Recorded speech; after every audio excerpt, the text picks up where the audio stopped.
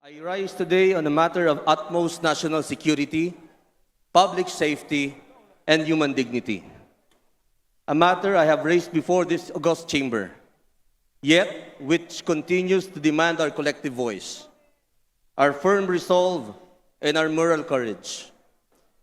Ilang buwan na po ang nakakalipas, tumindig ako sa harap ng kapulungang ito at ng sambayanang Pilipino upang magbabala na ang lalawigan ng Palawan at ang buong bansang Pilipinas ay hindi kailanman dapat ituring na tapunan ng anumang bansa. Hindi ng sinumang dayuhang makapangyarihan at hindi ng sinumang pinipiling isaalang-alang ang sariling kaginawaan kaysa sa pananagutan. Yet, despite our earlier call, despite our appeals for accountability and caution, the incidents did not stop. In fact, more rocket launches followed, and more debris drop zones were projected frighteningly close to our communities, to our fishermen, to our aircraft, and to our fragile marine sanctuaries. According to the detailed advisories of the Philippine Space Agency, or the PhilSA, the People's Republic of China launched multiple rockets in recent months whose expected debris drop zones came dangerously close to around 100 nautical miles from the city of Puerto Princesa and municipality of Quezon. That was November 21, 2025.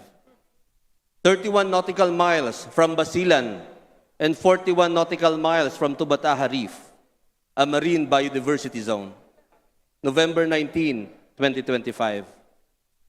29 nautical miles from the city of Puerto Princesa and 20 nautical miles from Tubataha Reef. November 10, 2025. 137 nautical miles from Puerto Princesa and 45 nautical miles from Tubataha. October 16, 2025. 120 nautical miles from Puerto Princesa, another launch mere weeks earlier. And several more launches dating back years, consistently projecting debris toward Philippine waters from Cagayan to Ilocos Norte, from Mindoro to Basilan, many of which were China's Long March rockets. Each advisory, Mr. Speaker, warned of the same dangers: falling debris, uncontrolled re-entry, toxic rocket fuel, risks to aircraft, ships, and fishing vessels, and the possibility of debris washing toward Philippine coast and communities. The Philippine Coast Guard, through Navigational Warning NST 417-2025, alerted mariners of a China rocket launch scheduled on 19 of November 2025, with the debris drop zones alarmingly near to Bataha Reef Natural Park, waters of Puerto Princesa City, waters of El Nido, Palawan, and even parts of the province of Basilan. These are not empty coordinates. These are fishing grounds, marine sanctuaries, flight paths, tourism corridors. These are living communities whose safety and livelihood depend on predictable, peaceful seas. Just days later, the Bureau of Fisheries and Aquatic Resources, BFAR, issued another advisory prohibiting fishing and sailing on November 21, 2025, from Puerto Princesa City up to Quezon, Palawan, from the western portion of the West Philippine Sea and the east of Sulu Sea, due to a projected debris zone from yet another rocket launch scheduled that same day. Uulitin ko po, ang ating mga mangingisda na kabilang na sa pinakananganganib sa kahirapan ay ipinagbawal na pumalaot. Hindi dahil sa bagyo, hindi dahil sa hagupit ng alon ng dagat, kundi dahil sa pagbagsak ng debris o basura mula sa dayuhang rocket launch. Hindi lamang ito usapin ng kaligtasan, ito ay panganib at krisis sa pangkabuhayan. Bawat araw na hindi pinapayagang pumalaot ang isang mangingisda ay isang araw na walang kita. Isang araw na walang pagkain sa hapag, isang araw na pumapasok ang mga anak na walang baon. Isang araw na nawawasak ang kabuhayang unti-unting sinasakal ng mataas na presyo ng gasolina, korupsyon sa gobyerno, pabago-bagong panahon at panggigipit ng dayuhan sa West Philippine Sea. When the before advisory shuts down entire fishing routes from Puerto Princesa to Quezon, thousands of small fisherfolk lose their day's wages. And in Palawan, fishing is not a hobby. It is not a sport. It is life itself. This is also a grave disturbance to trade and commerce. Each navigational warning forces transport vessels to reroute, slows down cargo flow, disrupts tourism activities, and increases the cost of goods. When maritime routes are declared hazardous, even temporarily, commerce stalls, and the economic heartbeat of island provinces such as ours skips in pain. We cannot ignore the chilling effect on airlines, cargo shippers, tour boats, diving expeditions, and the entire supply chain that depends on stable, safe sea lanes. Madam Speaker, this is no longer an isolated occurrence. This is a pattern, one that places Filipino lives and livelihoods at risk again and again. China is a vast country, spanning 9.6 million square kilometers of land, much of it uninhabited, capable of hosting safe inland drop zones.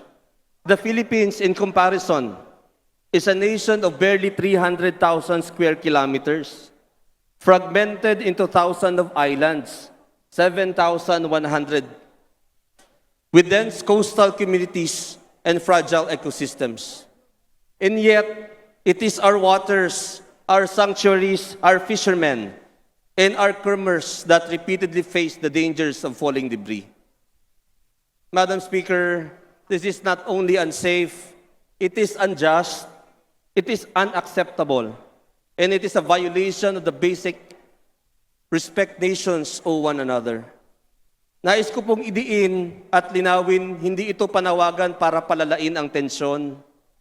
Hindi ito panawagan para maghasik ng takot, pag-aalitan, o pagkakaiba.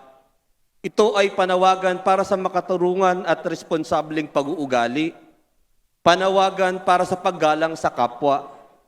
At higit sa lahat, panawagan para sa matatag na pagprotekta sa ating mamamayan, sapagkat ang kanilang kaligtasan at dangal ay hindi kailanman dapat tawaran o ipagsawalang bahala.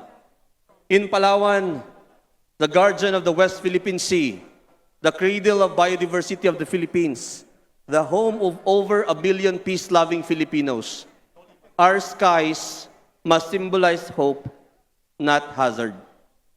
As representative of the Filipino people, we cannot remain silent. Hindi pwedeng tahimik. I therefore call on this chamber to support the following actions. 1. Strengthen the Philippine Space Agency or PhilSA, the Philippine Coast Guard, and the National Maritime Center, capabilities and debris tracking, maritime warnings, and recovery. Number 2, fully support the ratification and operationalization of the liability and registration conventions, which PhilSA itself considers urgent and essential. Direct the Department of Foreign Affairs to lodge firm and consistent diplomatic representations on every incident involving threats posed by foreign rocket debris. Ensure that international norms on space launches and debris management, especially early notification, are strictly demanded from all launching sites. Reaffirm before the world that the Philippines is not and will never be a dumping ground, accidental or otherwise. Madam Speaker, ang kagalang-galang nakasapi ng kapulungan. Muli po akong tumatayo sa harap ninyo, dala ang isang panawagang hindi natin kayang isantabi. Ang paulit-ulit na paglapit ng dayuhang rocket debris sa ating bansa, lalo na sa Palawan. Kahit matapos ang una nating babala at privilege speech, paulit-ulit na naglabas ng advisory ang PhilSA. May debris na posibleng mahulog malapit sa Puerto Princesa, sa aming syudad, sa Tubataha Reef, sa Busuanga, sa Cagayan, sa Ilocos Norte, sa Mindoro, sa Basilan, mga lugar kung saan buhay, kabuhayan at kalikasan ang nakataya. Hindi po ito kathang-isip, hindi ito malayo sa tao. Ito ay totoong banta sa buhay, kabuhayan, kalikasan at kalakalan. At ang higit na masakit, may napakalawak na teritoryo ang bansang naglulunsad ng mga raket na ito. Samantalang tayo, maliit na arkipelago, ang siyang nagdurusa sa panganib. Mga kasama, ang kalangitan ng Pilipinas ay hindi dapat pinag-iiwanan ng basura. Ang buhay ng Pilipino ay hindi dapat ituring na konsumo ng ibang bansa. Ang aming lalawigan ng Palawan ay hindi drop zone ng sinuman. Panahon na upang iparinig natin ang ating tinig. Mahinahon, ngunit matatag. Mapayapa, ngunit hindi nagpapatalo. Diplomatiko, ngunit malinaw ang hangganan. Tungkulin nating protektahan ang ating mamamayan, ang likas yaman at ang dangal ng Republika. Madam Speaker, history will judge us by how we stand guard over our people, not only against threats on the land and sea, but against the dangers that fall from the sky. The Filipino people expect and deserve a government that does not wait for tragedy before taking decisive action. Let us speak with one voice. The Philippines is a sovereign nation. Our province is not a drop zone. And Filipino lives and livelihood must never be placed at risk. Not by negligence, not by disregard, not by silence. Maraming salamat, Madam Speaker. May this chamber stand united in defending the dignity, safety, and future of every Filipino.